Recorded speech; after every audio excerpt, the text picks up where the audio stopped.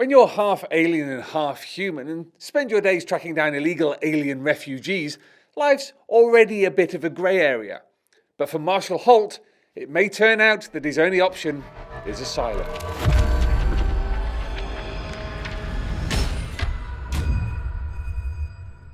Written by Rob Williams with art by Boo Cook, Asylum follows Marshall Holt, an alien hunter from the 24th century whose job it is to track down illegal alien immigrants trying to enter Earth.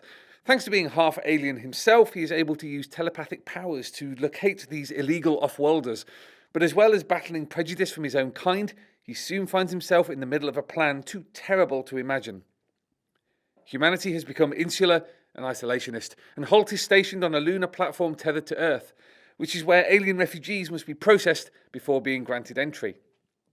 Run by an organisation known as the Church, the platform is a hotbed of tension, insurgency and xenophobia. Holt's combined alien and human nature makes him the perfect protagonist for this provocative story, originally published in 2000 AD Progs 1313 to 1321, with the sequel published in Progs 1406 to 1414. Williams's allegorical tale, his first work for 2000 AD, is nail-on-the-head satire with plenty of action and some delightfully absurdist moments. But when combined with Cook's artwork, it becomes more than the sum of its parts. His wildly imaginative art is full of passion and exaggeration, a great showcase for his sublime world-building. His designs for the aliens evoke the work of Carlos Esquerra on Strontium Dogs, while his sense of design is straight out of Ace Trucking Company, via Alien Town in Judge Dredd. Plus, it's the first time in 2000 AD history that it's ever depicted a vicar shitting himself.